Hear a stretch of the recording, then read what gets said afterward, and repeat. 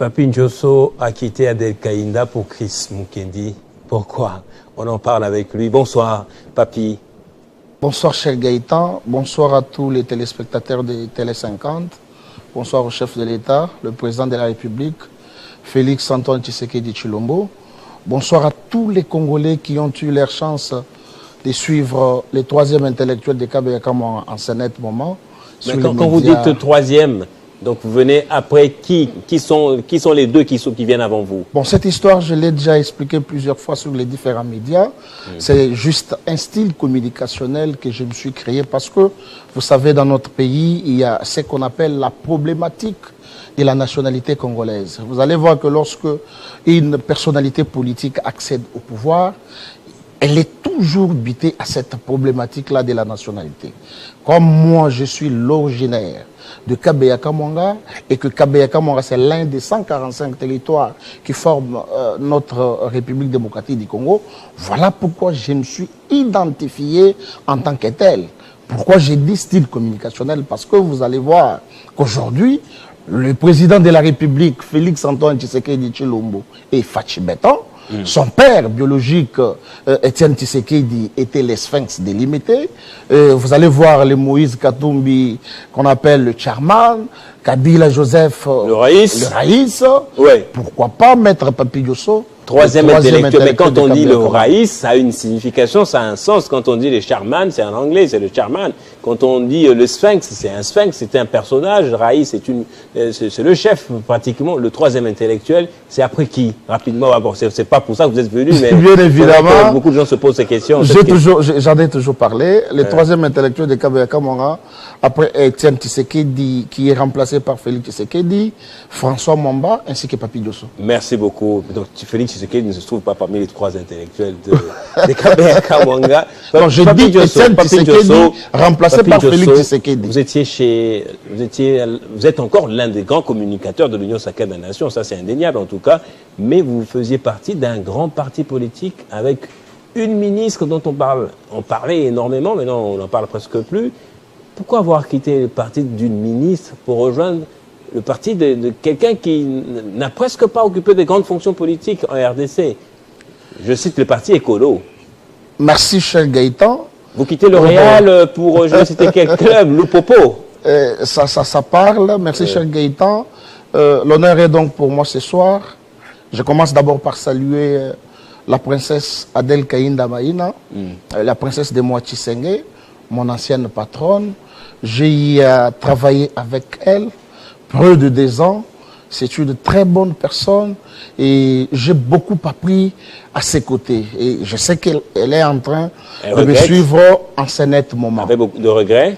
Bon, les regrets, je peux dire oui, je peux dire non, je ne sais pas qu'est-ce qu'elle est en train de penser parce que il y a un principe qui dit on reconnaît la valeur d'une personne quand elle est partie. Donc, il y a aussi, vous avez négligé. Il y a aussi, ce n'est pas ce que j'ai dit, bien évidemment, il y a aussi une célèbre phrase de Nelson Mandela qui dit lorsqu'une personne vous traite comme si vous n'avez plus de valeur, agissez comme si elle n'a jamais existé dans votre vie.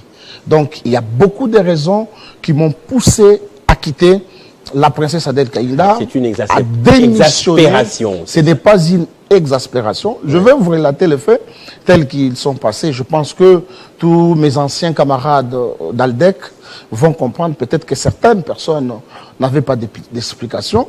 En date du 9 août 2024, il est exactement 21h. J'étais chez moi, allongé dans mon salon.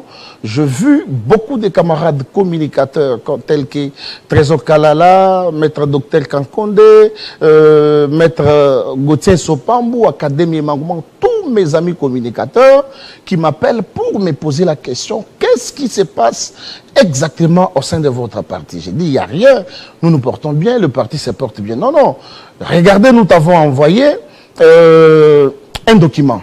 Je regarde cette paperasse signée par un jeune homme qui joue le rôle du secrétaire national chargé de la communication, mais suspendant parce qu'il a estimé que j'ai tenu des propos déshonorants, désobligeants à l'endroit du chef de l'État. Ah bon? Et que, étant que le parti politique ALDEC dont j'appartenais était et membre de l'Union sacrée, parce qu'il faut aussi les souligner, j'avais fait une déclaration de ne plus faire appartenir dans ces collectifs-là des communicateurs de l'Union sacrée. Je pense qu'avant la fin de mon allocution, je vais m'adresser au président de la République.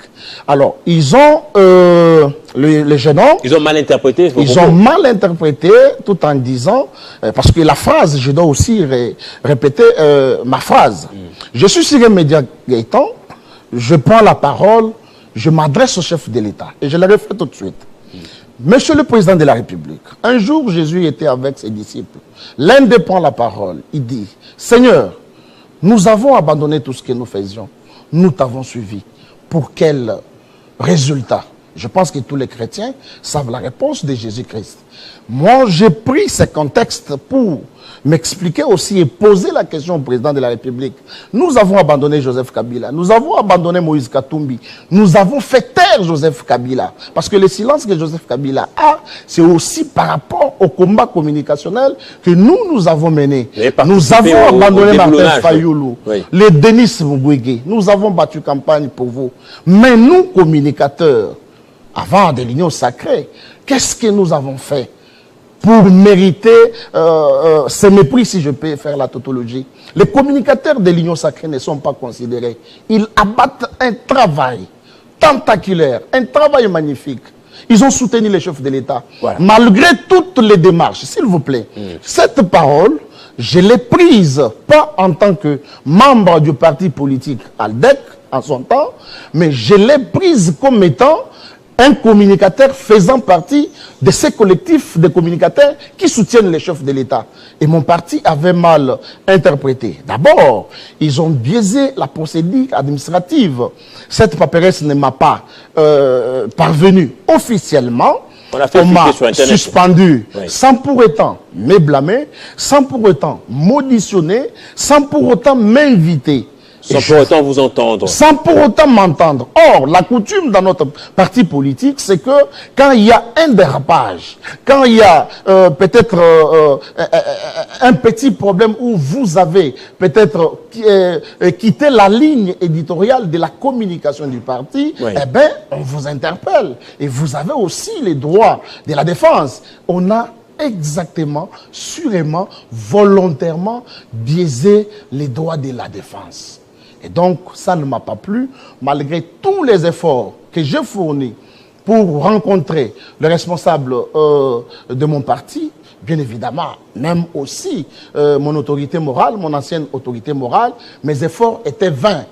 Et donc, Gaëtan, mettez-vous à ma place lorsqu'on me suspend. Et on me suspend pour les mêmes faits 2 fois. En date du 9 août 2024, on me suspend.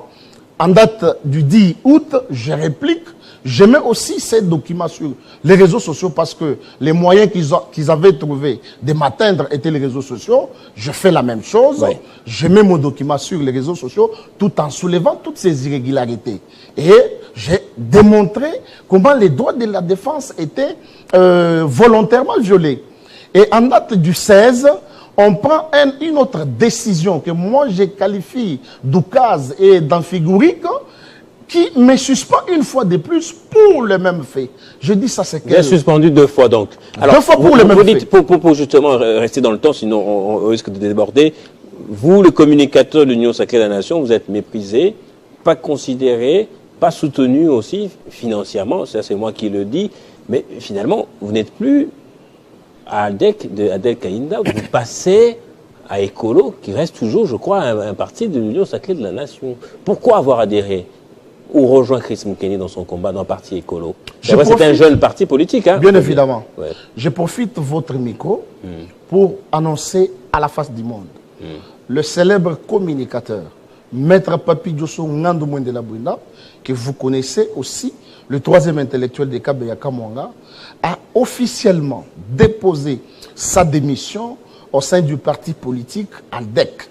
Oui. Et j'ai tourné la page, j'ai dit au revoir la princesse Adel Kaïnda, envers qui j'ai beaucoup d'estime, j'ai beaucoup de respect, et je resterai toujours respectueux envers cette dame qui a occupé aussi ces postes-là du ministre. Est-ce qu'on peut dire qu'on ne vous avait pas laissé le choix? Non, les choix, je fais un choix avec conviction.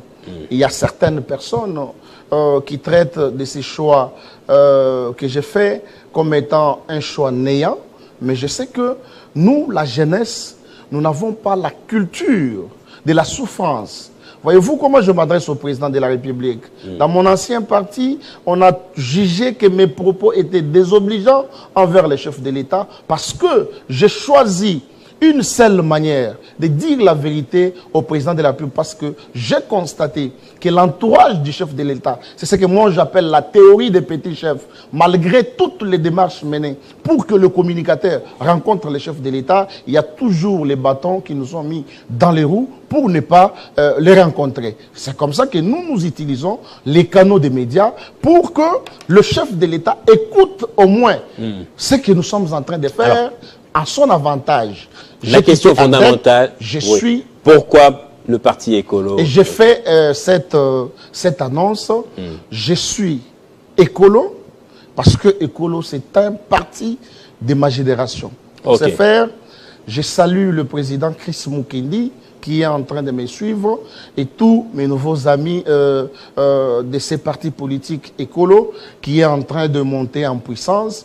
En tant que prophète politique, cette question, je ne la réponds pas aujourd'hui.